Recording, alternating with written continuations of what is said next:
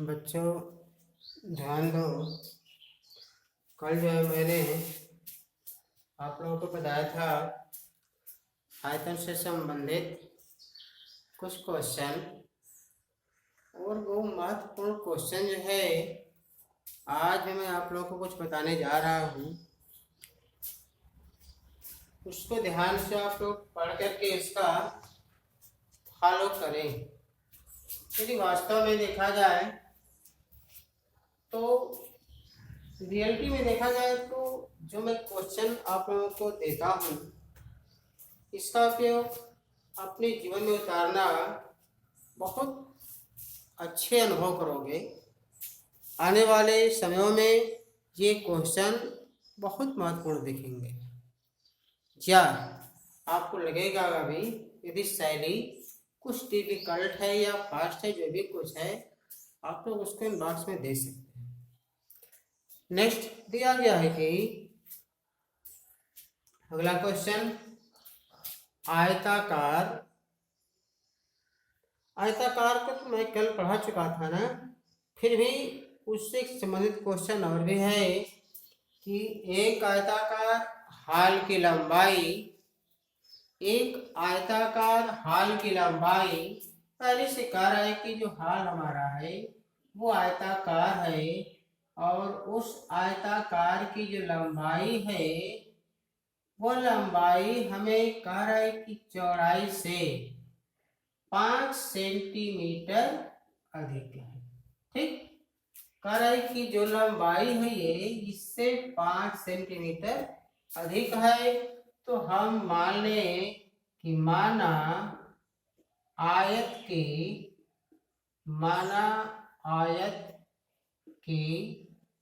चौड़ाई x metre या centimetre, metre ही मानते हैं, x मीटर।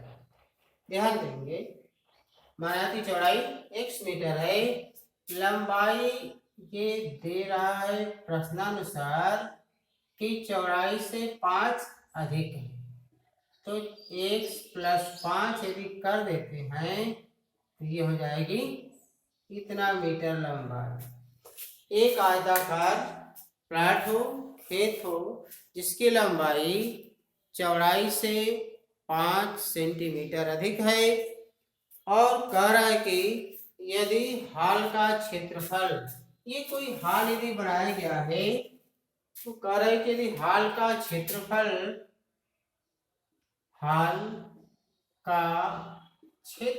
ये दिया हुआ है 750 मीटर स्क्वायर, तो पूछ रहा है कि हाल की लंबाई कितनी थी। तो हाल की लंबाई कितनी थी तो हम दिया गया है, ध्यान देंगे, क्योंकि दिया गया है क्षेत्रफल, तो दी गई या मानी गई लंबाई चौड़ाई से हम क्षेत्रफल निकालेंगे, और दिया गया क्षेत्रफल ज्ञात किए गए क्षेत्रफल के बराबर होगा। तो लिखेंगे यहां से आयत का क्षेत्रफल बराबर होगा लंबाई गुणे चौड़ाई। चूंकि 750 पहले से दिया हुआ है, यह x + 5 लंबाई हो जाएगी और x चौड़ाई हो जाएगी। यहाँ से हम लिख सकते हैं 750 बराबर x² + 5x, इसको इधर भेज सकते हैं, x² + 5x - 750 बराबर 0। इसका फैक्टराइज ऐसा करें, क्योंकि यहाँ पे 5 आए, गुणा करें तो -750, x² + 30x - 25x, 25 से 75 हो जाएगा, -750। यहाँ से x बाहर, x + 30 - 25, x + 30, अब ये हमारा होगा x - 25, और x ≠ 30 नहीं होगा, क्योंकि x बराबर 25 हमारा मिल गया, क्या हमने माना था, चौड़ाई। तो लंबाई हो जाएगी, लंबाई बराबर x धन क्या माना गया है, 5, x धन 5 अर्थात 25, 5 बराबर 30 सेंटीमीटर या मीटर, जो भी है ये हमारी जाएगी। इसी प्रकार आगे आने वाले नेक्स्ट क्वेश्चन हमारा जो है आयतन से ही और बहुत सुदृढ़ या बहुत ढंग का क्वेश्चन बना हुआ है, इसको भी हम आसानी से देख लेंगे यह क्वेश्चन हमारा है क्या। उसके बाद इस क्वेश्चन के हल के बारे में ध्यान देंगे। 5 मीटर लंबी, 3 मीटर ऊंची और 20 सेंटीमीटर मोटाई वाली एक दीवार को बनाने में कह रहे हैं कि 5 मीटर लंबी है, 3 मीटर ऊंची है, कोई दीवार है, दीवार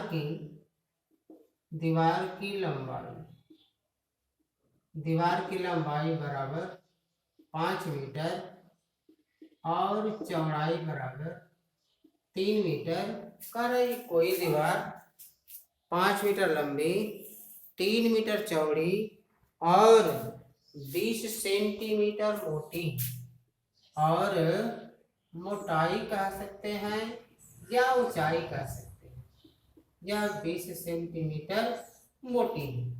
एक दीवार 5 मीटर लंबी, 3 मीटर चौड़ी और 20 सेंटीमीटर मोटी है। अब ये पूछ रहा है कि दीवार को बनाने में कितने ईंटों की आवश्यकता होगी, जबकि दिया गया है कि एक ईंट का आकार, एक ईंट का आकार दिया हुआ है कितना 25 सेंटीमीटर गुणे 12.5 सेंटीमीटर गुणे 7.5 सेंटीमीटर। अब चूंकि ये लिखने का सेंस हमारा ये नहीं है कि यह सभी है, चूंकि ध्यान देंगे ये ईंट की लंबाई, चौड़ाई और ऊंचाई है। चूंकि ईंट हमने बताया था कि जिसकी लंबाई, चौड़ाई, ऊंचाई तीनों दी गई हो, तीनों अलग अलग हो, तो यह आकृति को हम कहते हैं घनाभ। क्या कहते हैं? घनाभ कहते हैं। और घनाभ ये हमारा है, और चूंकि ये भी घनाभ ही है, ध्यान देने वाली बात यहाँ पे है कि दीवार है तो घनाभ कैसी है। दीवार है तो लंबाई चौड़ाई तो निश्चित है, मोटाई भी कुछ होती है, उसकी जो भी कुछ मोटाई होती होगी, दीवार की कुछ ना कुछ मोटाई है, तो ये भी घनाभ है। अब ये पूछ रहा है कि बताइए इस दीवार को बनाने में कितने ईंटें लगेंगी, जबकि ईंट के रखने के लिए जो अन्य मटेरियल लगाए जाते हैं उसकी गणना नहीं कर रहे। तो सबसे पहले हम ये ज्ञात करेंगे कि दीवार का आयतन कितना है। लिखेंगे यहाँ से कि दीवार यदि घनाभ है तो दीवार का आयतन कितना होगा।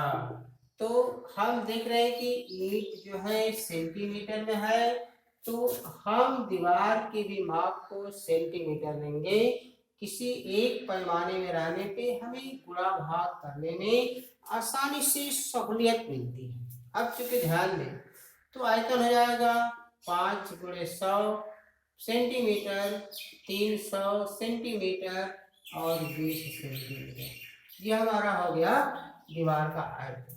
सावधानी यही हमें ध्यान देनी है कि अब बहुत से बच्चे ऐसे होते हैं तुरंत गुणा भाग करके निकाल देते हैं, ऐसा मत करो। यही सीखना हमें है कि क्या करना है क्या नहीं करना है। पढ़ने को तो सभी लोग वही चीज पढ़ते हैं, लेकिन तजर्बा कहाँ टेक्निकल है वही सीखना है। इसके हम गुणा नहीं करेंगे, दीवार का आयतन हमने निकाल दिया। ईंट का आकार दिया हुआ है तो ईंट का आयतन। अब चूंकि ईंट का आयतन यहाँ से लिख देंगे एक ईंट का आयतन, तो बात वही हुई लंबाई गुणे चौड़ाई गुणे ऊंचाई। ये हो गया हमारा इसका आयतन। क्यूब यहाँ लिख सकते हैं आसानी से, आसान हो गया ना। अब चूंकि हमें ये देखना है पूछ रहा है कितनी ईंटें लगेंगी, तो हम मान लें कि ईंटों की संख्या n होगी। ईंटों की संख्या कितनी होगी? n। माना ईंटों की संख्या n है, ठीक, n है। तो अब हम लिखेंगे यहाँ से 500 गुणे 300 गुणे 20 बराबर 25 गुणे 12.5 गुणे 7.5 और गुणे n। अब चूंकि ध्यान देने वाली बात है, n निकालना है, फटाक से इसको इधर लाएंगे तो ये हमारा हो जाएगा 500 गुणे 300 गुणे 20 बटे में 25 गुणे 125 और गुणे 75। बहुत लड़के सोचेंगे कौन पॉइंट कहाँ गया, पॉइंट को यहीं से काउंट कर लो, 1 अंक 2 अंक, बिना कहे सुने 2 शून्य बढ़ा लो, यहाँ n पहले से मौजूद है, कटाने में आसान हो जाएगा। 25 से 4 बार, 25 से 3 बार और 25 से 3 बार हो गया तो 25 से ये भी 4 बार हो जाएगा। अब चूंकि 25 से 5 बार और 25 से 4, अब चूंकि 5 है, 5 से इसको 5 करा दिया जाए। अब चूंकि 3 बच रहा है, केवल 3 बच रहा है तो कोई कटने वाला है नहीं, तो यहाँ से लिख देंगे 4, नहीं 3 बच रहा है, यहाँ से 3 मिल रहा है, ठीक, 3 भी कट गया तो 4 गुणे 4 गुणे 20 गुणे 4 बराबर n हो जाएगा। 4 64, 64 गुना 128 और 1 0 इतना बराबर ईंट की संख्या हो जाएगा। ये रहा हमारा जो है नेक्स्ट क्वेश्चन। चूंकि बच्चों ये ध्यान दिया जाए, मैं जो है ट्रिक कम बताता हूँ, बेसिकली ज्यादा आप लोगों को बताता हूँ, ट्रिक कम बताते हैं। ट्रिक वाले तो बहुत मिलते हैं, बेसिकली वाले कम मिलते हैं। बेसिक मेरे से सीखो, जहाँ त्रुटि हो वहाँ आप लोग तुरंत कमेंट किया करो। अगला नेक्स्ट क्वेश्चन इसी प्रकार, एक 5 मीटर लंबी 2 मीटर चौड़ी नाव झील में तैर रही, कोई नाव है और वह नाव की लंबाई जो है 3 मीटर और चौड़ाई जो है 2 मीटर है। नाव की लंबाई 3 मीटर, चौड़ाई जो है 2 मीटर। कह रहा है कि नाव जब झील में तैर रही है उस वक्त कोई व्यक्ति उसमें बैठ जाता है। व्यक्ति जब बैठता है इस नाव में, तो नाव में बैठता है तो पानी का तल 1 सेंटीमीटर बढ़ जाता है। तो पूछ रहा है कि बताइए उस व्यक्ति का भार कितना था। अब चूंकि हम सोचने वाली बात आ गई, यह नाव की दिया गया है लंबाई, चौड़ाई और उस व्यक्ति द्वारा हटाए गए पानी का ये मात्रा दिया गया, ऊंचाई दी गई, सीधी सी बात है। अब चूंकि हम देखेंगे ये तो क्वेश्चन हमारा जो है बेलन से, गोला से, घन से, खनाब से अलग चला गया, हम क्या करें।